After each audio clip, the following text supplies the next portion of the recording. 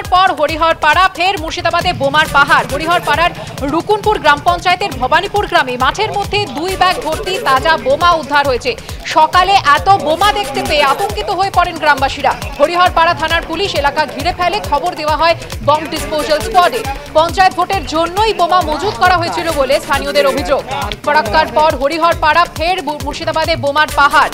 রুকুনপুর গ্রাম পঞ্চায়েতের ভবানীপুর গ্রামে মাঠের মধ্যে 2 ব্যাগ ভর্তি তাজা বোমা দেখতে পান গ্রামবাসীরা, আর তারপরে গ্রামবাসীদের মধ্যে আতঙ্ক ছড়িয়ে পড়ে। কথা বলবো আমাদের প্রতিনিধি রাজীব চৌধুরীর সঙ্গে। রাজীব, কি অভিযোগ ঠিক, আর বম্ব ডিসপোজাল স্কোয়াড কি ঘটনাস্থলে পৌঁছেছে? বোমাগুলো কি নিষ্ক্রিয় করা গেছে? সুগনা, এখনো বোম ডিসপোজাল স্কোয়াড ঘটনাস্থলে পৌঁছয়নি। আজ সকালবেলাতেই হরিহরপাড়া থানা রুকুপুর গ্রাম পঞ্চায়েতের ভবানীপুর সংলগ্ন যে মাঠ রয়েছে সেই ফাঁকা মাঠের মধ্যে 2টো বস্তা দেখতে পান গ্রামবাসীরা। তারা পুলিশকে খবর দেন। ঘটনাস্থলে হরিহরপাড়া থানার পুলিশ এই মুহূর্তে পৌঁছেছেন। তারা গোটা এলাকাটা ঘিরে রেখেছেন এবং এই মুহূর্তে বোম স্কোয়াডকে, সিআইডির যে বোম স্কোয়াড রয়েছে তাদেরকে খবর দেওয়া হয়েছে।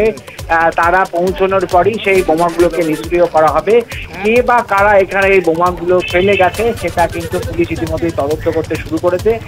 যেটা সম্ভবত পুলিশের অনুমান, যেটা হচ্ছে ভয় পেয়ে যাদের কাছে এই বোমাগুলো মজুদ ছিল তারা ফাঁকা মাঠে রাতের অন্ধকারে তারা এখানে রেখে গেছেন এবং সেগুলো কারা রেখেছেন সেটার খোঁজে কিন্তু ইতিমধ্যেই পুলিশি তল্লাশি শুরু হয়েছে। সুকন্যা, ধন্যবাদ রাজীব। বীরভূমের লোকপুর থানার অন্তর্গত ডেমুরটিটা গ্রামে শেখ জামাল তৃণমূল কর্মীর নির্মীয়মান বাড়িতে বোমা বিস্ফোরণ এবং বোমা বালির মধ্যে পোতা ছিল বলে অভিযোগ। কথা বলবো আমাদের প্রতিনিধি ভাস্কর মুখোপাধ্যায়ের সঙ্গে। ভাস্কর, পঞ্চায়েত ভোট পর্ব মিটে গেছে কিন্তু বোমা বারুদের দাপাদাপি কিন্তু এখনো বন্ধ হয়নি বীরভূমে। একদমই, দেখো আজ সকালে বীরভূমের লোকপুর থানার ডেমুরটিটা গ্রামে সেখানে তৃণমূল কর্মী শেখ জামালের একটি নির্মীয়মান বাড়িতে সেখানে বিস্ফোরণ হয় বলে অভিযোগ। এবং যেটা আমরা পুলিশ সূত্রে জানতে পারছি যে একদম গ্রামের বাইরে এই বাড়িটি তৈরি করছিলেন শেখ জামাল এবং কেউ বা কারা, অভিযোগ জামালের অভিযোগ যে কেউ বা কারা সেই বাড়ির মধ্যে বোম রেখেছিল, সেই বোমা বিস্ফোরণ হয়। পুলিশ পুরো বিষয়টি তদন্ত শুরু করেছে এবং পুলিশ প্রাথমিকভাবে জানিয়েছে যেটা যে 2 থেকে 3টি বোমা ছিল, সেই বোমা বিস্ফোরণ হয় এবং আতঙ্ক ছড়িয়ে পড়ে। তারপরই লোকপুর থানায় খবর দেওয়া হয়। লোকপুর থানার পুলিশ আছে, সঙ্গে কেন্দ্রীয় বাহিনী আছে। এই মুহূর্তে পুরো এলাকা ঘিরে রাখা হয়েছে। বোম স্কোয়াডকে খবর দেওয়া হয়েছে, বোম স্কোয়াড আসবে এবং পুরো এলাকা তল্লাশি চালাবে। কারণ একটা জিনিস পরিষ্কার, এখনো পর্যন্ত পুলিশের কাছে পরিষ্কার নয় যে এই বাড়ির মধ্যে আর কোনো বোম রয়েছে কিনা। এবং এর যেহেতু এখানে বিভিন্ন জায়গা থেকে প্লাস্টিকের জারে করে বোম উদ্ধার হয়েছিল, তাই সেই জার আছে কিনা সেটাও পরিষ্কার নয়। সেই জন্য এই এলাকায় পুরো ঘিরে রেখেছে কেন্দ্রীয় বাহিনী এবং পুলিশ। এবং এই শেখ জামাল হচ্ছে তৃণমূলের সক্রিয় কর্মী এবং যেটা তৃণমূল সূত্রে আমরা জানতে পেরেছি যে শেখ জামালের একটি বাড়ি রয়েছে, তার পাশেই এই বাড়িটি তৈরি করা হচ্ছিল এবং বেশ কয়েকদিন ধরে এই বাড়িটি তৈরি হচ্ছিল। এবং আজ ভোর রাতে এখানে বিস্ফোরণ হয় এবং বিস্ফোরণের আওয়াজে কেঁপে ওঠে গ্রাম।